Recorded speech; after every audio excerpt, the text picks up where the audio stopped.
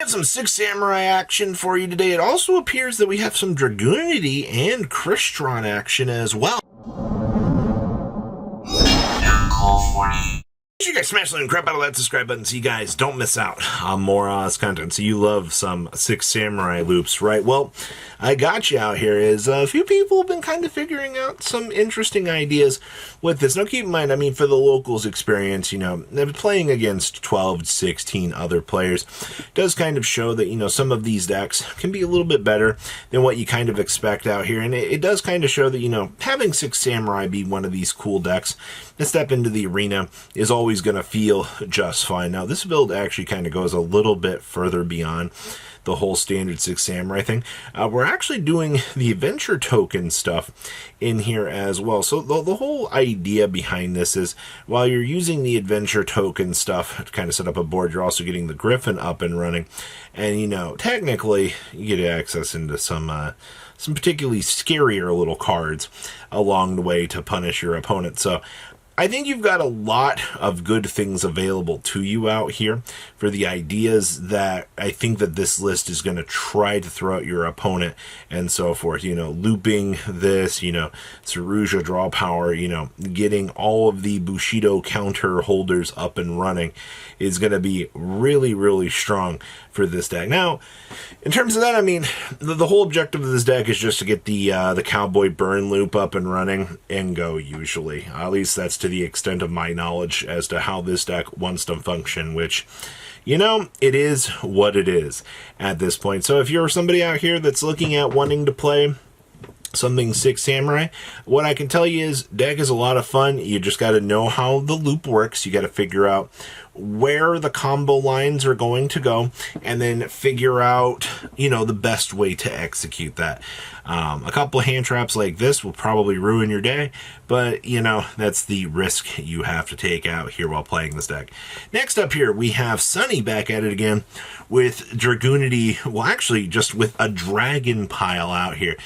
For as much success as we tend to see from Sonny out here, we get the chance to see all of these cool ideas that Sonny is going to throw at the community that he's in and just kind of challenge the meta, come up with some cool things. So I actually will say I'm really happy to see some Dragunity action out here. Dragunity, I'm not saying that the deck isn't exactly the best, but that's not the case.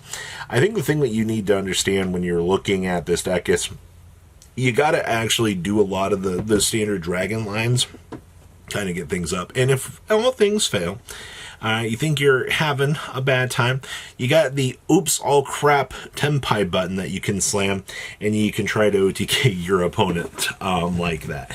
And that's actually really freaking hilarious out here.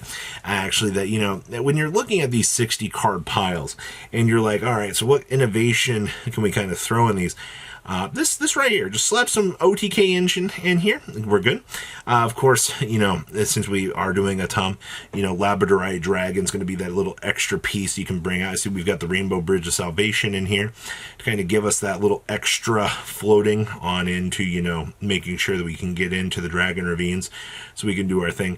You know, Romulus is a good card, but there are just some times where you want a little bit different of, you know, assurance to kind of get things going. Also, Carbon Neton in here actually getting some value, which is going to be really good. Also, once again, you know, getting the Labradorite Dragon up and running from that as well is really, really good. So you have a lot of good engine going here.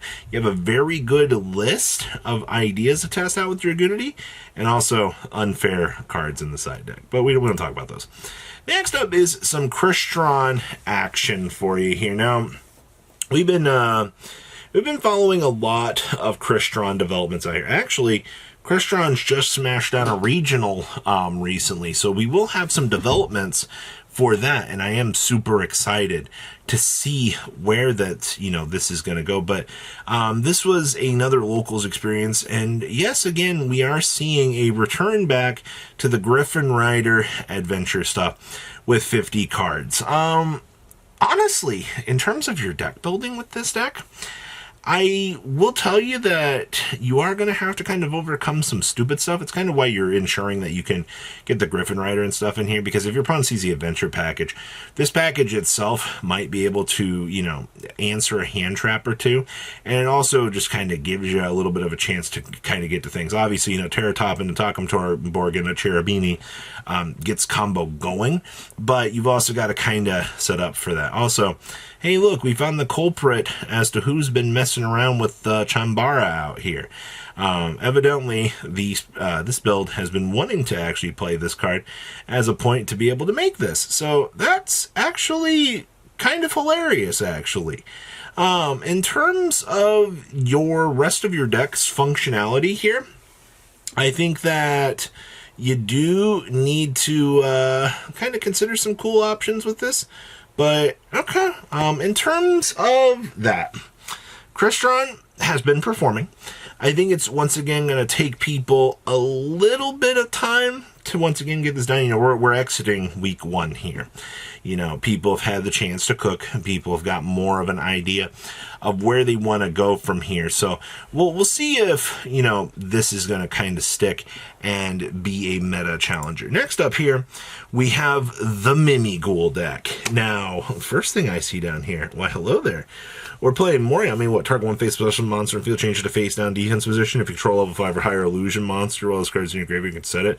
I get to target a face up special monster on the field and flip it to face down defense mode. Say no more, Duelist. And I can search for this off of my Diabell Star? Oh my, we're getting some places in here. Okay. Of course, you know, hey, look, it's a Wing Beast Wind Monster.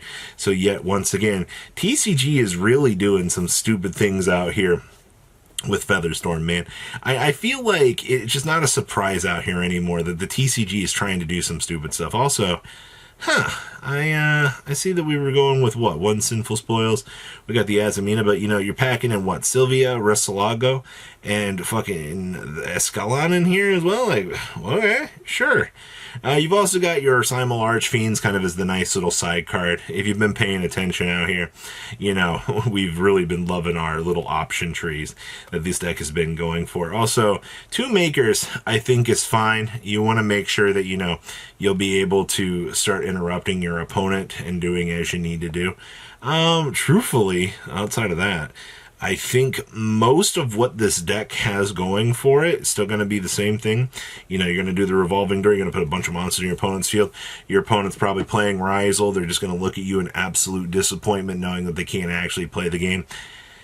And that's kind of the experience. Also, we got more than 1 Winged Beast down here now. You know, not only do you have the Ripple Bird, but you're also packing in the Ensemble and the Lyrilisk down here as well. So this deck actually kind of stepping things up out here with what we've been seeing. So cool stuff to actually see that the level 1 turbo stuff has actually been kind of doing well. And then, of course, we have some Risal Mitsurugi action for you in here.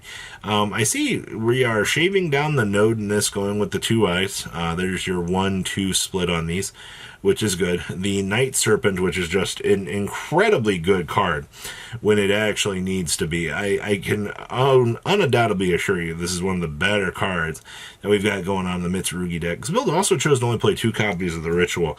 I've seen a lot of arguments out here for the whole Mitsurugi Ritual shifting around and trying out different ratios for this. Not saying that I don't agree with this, but this is something.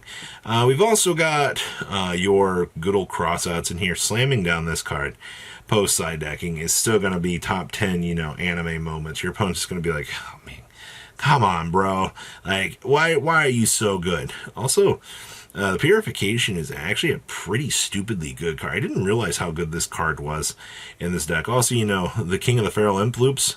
This card not being once per turn is actually kind of crazy. It took this long for this card to become broken in the game of Yu-Gi-Oh! I'm not saying that, you know, I'm not surprised to see that we're finally breaking this, but holy moly, it definitely took long enough for this to happen. So, That's everything that I have for you today with these lists. I'm looking forward to seeing what more we are going to see with this meta kind of shape around out here. But it does prove that there are some really interesting things happening. So please, comment down below, tell me what you guys think, and I will see your beautiful faces back here later today, guys. Thanks for watching today's video. Check out tradingcardmint.com down below in the description. Enter MCool40 on checkout. Save a little bit of money on your purchase. Check out mcoolgames.com if you're interested in getting some cool play mats and single trading cards as well. Make sure you guys subscribe to the channel. Turn on those notifications so you don't miss one of our videos. Thanks for watching.